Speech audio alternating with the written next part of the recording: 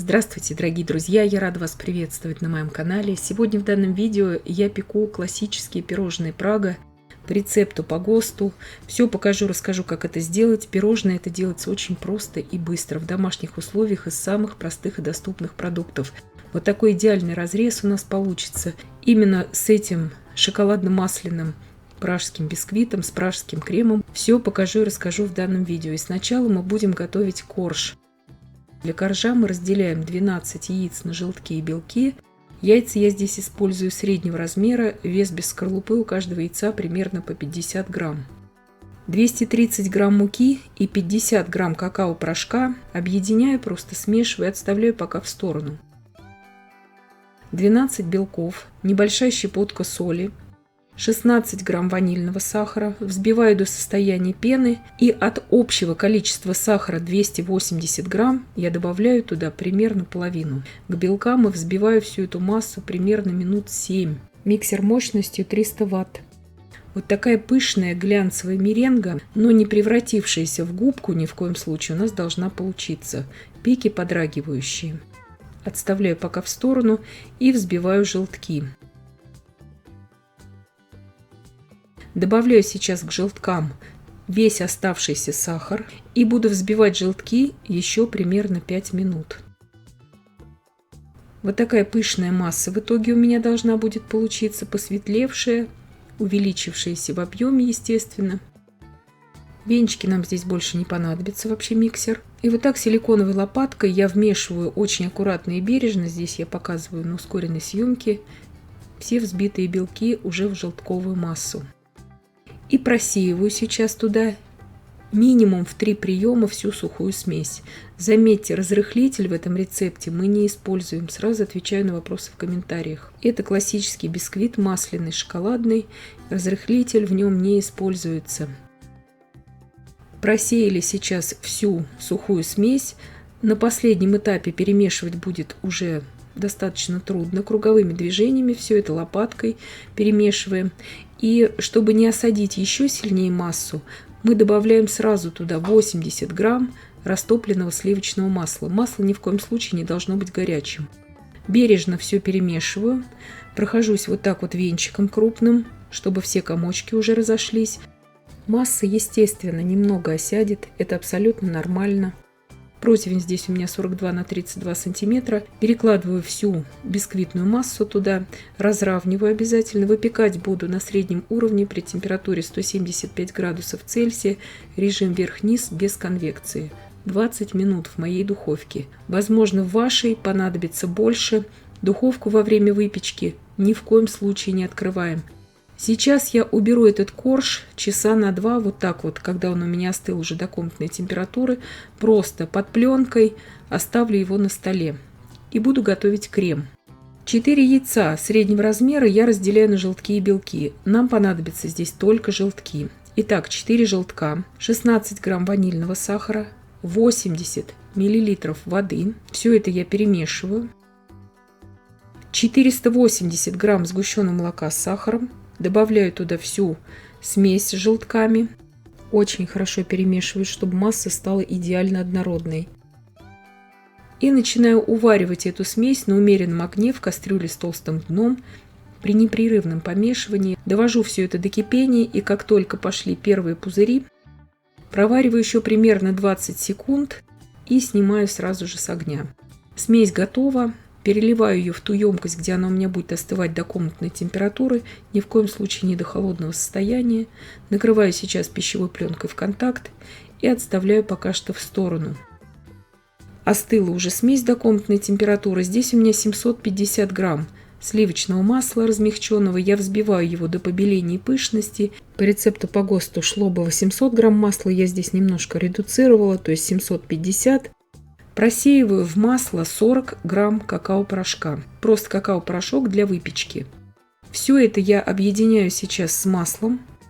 Просто перемешиваю, ничего долго не взбиваю. Вот такая однородная шоколадная смесь у меня получилась масляная. И по 2 столовые ложки заварной основы добавляю к маслу. И все это быстро прорабатываю миксером. Если у вас температурный режим соблюден, то есть и масло, и заварная основа должны быть комнатной температуры. Крем этот никогда не расслоится. И это классический пражский крем мы готовим. Добавляю сейчас в этот крем одну вот эту бутылочку 2 мл ромового ароматизатора. Если у вас нет ромового ароматизатора или вы хотите сделать это с коньяком, смело можно добавлять здесь 2-3 столовые ложки коньяка. Крем у меня готов. Я откладываю сейчас в кондитерский мешок уже с насадкой 1М 3 такие щедрые ложки столовой крема и буду потом использовать это для украшения. И сейчас завершаю уже работу с коржом. Корж у меня полностью стабилизировался. Извлекаю его из формы, срезаю у него краешки. Смотрите, какие они нежные, эластичные получаются. Несмотря на то, что это классический масляный шоколадный бисквит без разрыхлителя. Так как корж у меня объемный, я разрезаю всегда такие объемные коржи на 2 половины. С ними работать гораздо удобнее. И сейчас каждую половину я буду разрезать на 2 коржа. Обратите внимание, что нарезаются они практически вообще без крошек. Очень нежные, подвижные коржи получаются, но они требуют пропитку. Их будем пропитывать обязательно.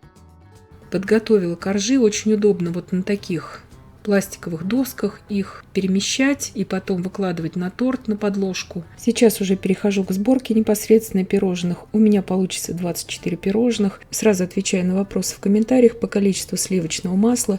Я еще раз повторяю, что это классический ГОСТовский рецепт торта Прага. Просто на такое количество порций. Я заранее подготовила сироп. Я 100 грамм сахара и 100 миллилитров воды довела до кипения, остудила до комнатной температуры и добавила туда пару капель ромовой эссенции. Вы же можете туда просто коньяк добавить, 1 чайную ложку.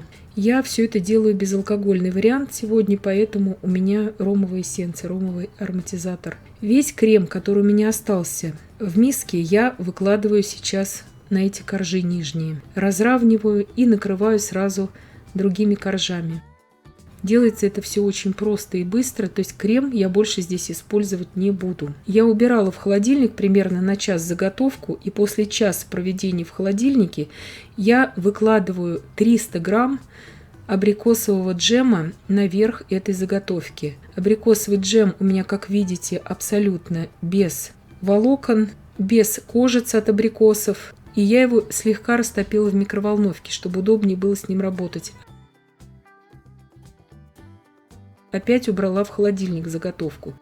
200 грамм темного шоколада 52% какао и 200 грамм размягченного очень сильно сливочного масла перемешала, сделала быструю эту глазурь и поливаю сейчас заготовку прямо на этот джем.